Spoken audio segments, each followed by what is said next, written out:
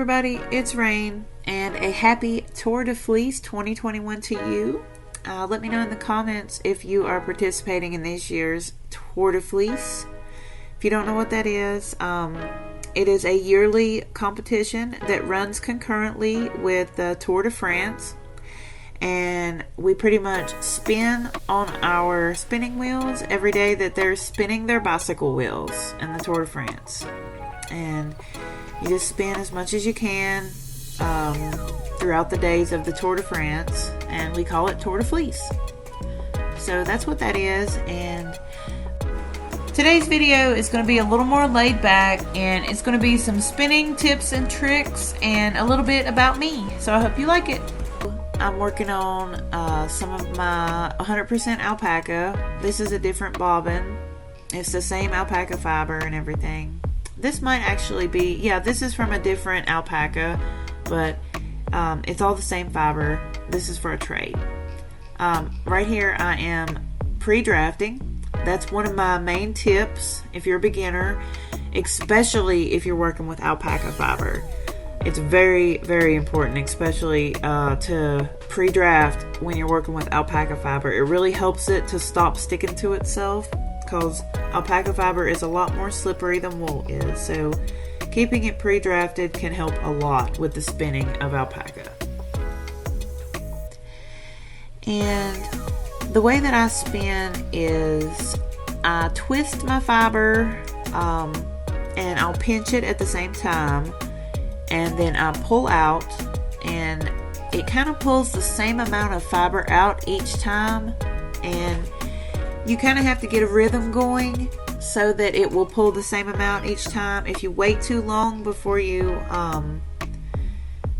release, it can pull too much, and if you do it too fast, it can pull too little and make it too thin. So you have to kind of go at the same time and at the same length.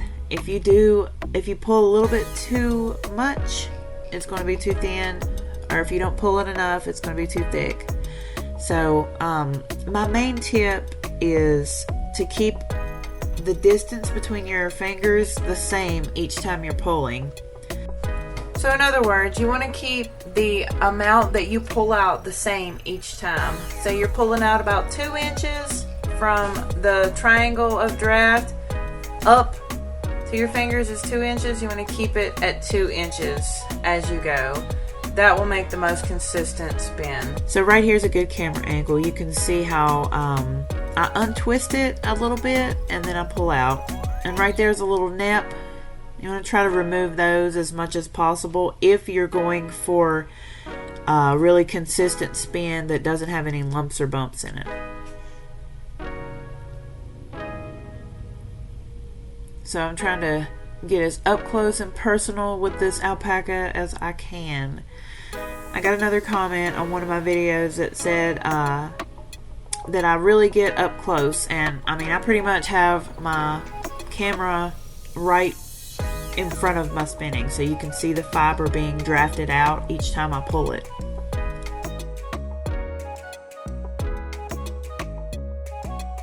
I wanted to tell you a little bit about me. I go by Rain. I am currently 26 years old, and I have 2 toddlers. I'm very blessed. Sometimes it's hard to get stuff done, but they're my world. A little boy and a little girl. So blessed.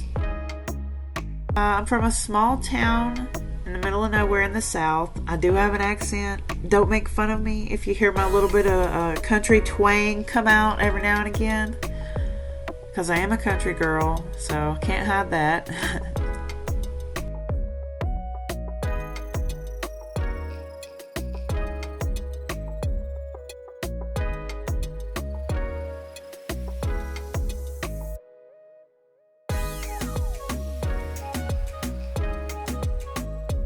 Right here's how you join fiber.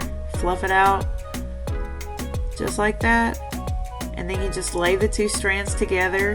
Don't lay them together at the very tips. You want to lay them together so they have enough room to bind. Like I would say lay about a whole staple length together. see, then it just starts drafting out just as normally. It's very easy to join. You just have to figure out how much to fluff it out and where to lay them at. You want to probably give yourself, depending on your staple length, at least 2 or 3 inches laid together to make them connect. And then you just keep drafting. My favorite color is gray, believe it or not. I absolutely love neutral colors, but I do love colors too, but gray is my absolute favorite color.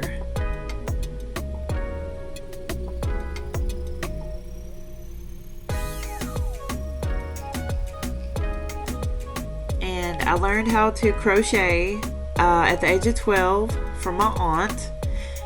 She taught me how to crochet. I believe it was the half double crochet stitch was the one that I really stuck with, that I really learned at 12, and I learned how to turn and make my chain and everything.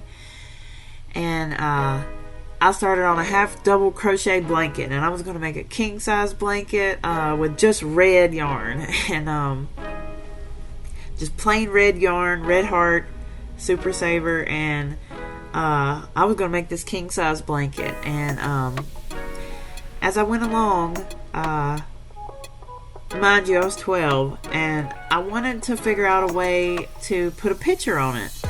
And I like a challenge. I've always been a perfectionist, and I really like a challenge. So I'm like, I'm going to put a picture on this blanket.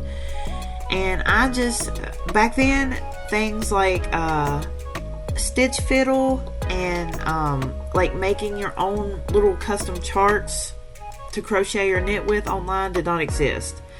So I got wax paper and I tried to lay it over top of this blanket and make little marks where I needed to put my black in for my picture. It was going to be a big black image, like a silhouette image on the back of this red blanket, and it never got off the ground. And I might go back and make a chart for it one day and finish it, but it's all in half double crochet, so probably not, but I still have it, and it's very it holds a memory to me, because that was the very first thing that I ever really tried to make and finish.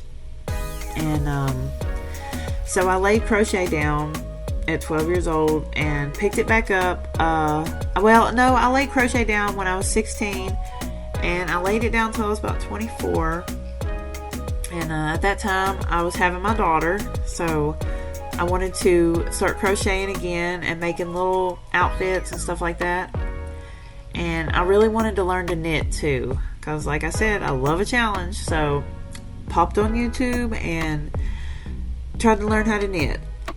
Well, I learned how to knit, but the thing is, I was twisting all of my stitches, the knit stitches and the purl stitches, and that's the way I thought I was supposed to do it. I knew that my increases were different, and everything was so tight. Like, the gauge was completely off. Like, I was determined to make a pair of socks for my first ever knit item.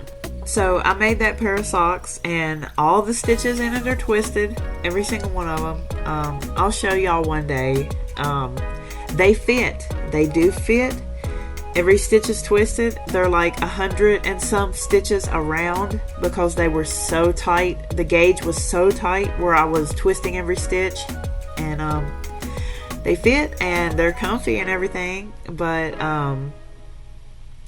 I eventually made a triangle scarf next, and I got about halfway through it and I made a mistake or something. I can't exactly remember what caused me to go back on YouTube and start looking at what I did wrong, but I did, and I realized, hey, I'm doing this wrong.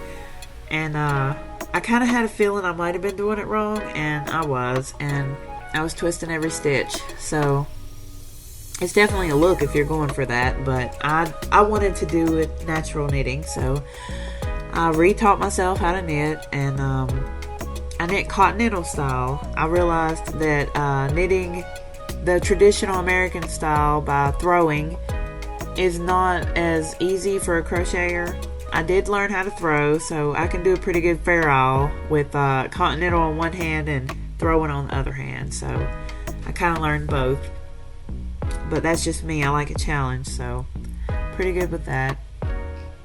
And I've actually helped a few other people with the same mistake. Some people did make the same mistake I did, and they ended up twisting all their stitches when they knit. And I was able to point it out to them, like, hey, did you know you're twisting all your stitches? I bet your gauge is crazy wrong and everything. And they were like, yep, you're right. And I was able to help them realize that they were doing it like I was, in a different way. And you know, there's no wrong or right way to knit, but if you're going for a certain look and you're getting a different look, it's okay to go back and fix your mistakes and be wrong sometimes. And I would like to know, comment down below if you would like to see a how to knit and how to crochet series. I'm really thinking about doing a how to knit series and a how to crochet series, since I'm able to get such close-up camera angles, and I feel like it would help a lot of people out. And also let me know if there's something that you want to see, if there's something that you need help with, and I can try to make a video for you. And for those of you that have stuck it out this long, I will be doing a face reveal eventually. I don't know if I'm going to do it at 100 subscribers or 1,000 subscribers. We'll see. But it's going to be at a subscriber mark, definitely. And I hope I haven't bored you to death with this video. And I hope you subscribe, like, and share this video with your friends.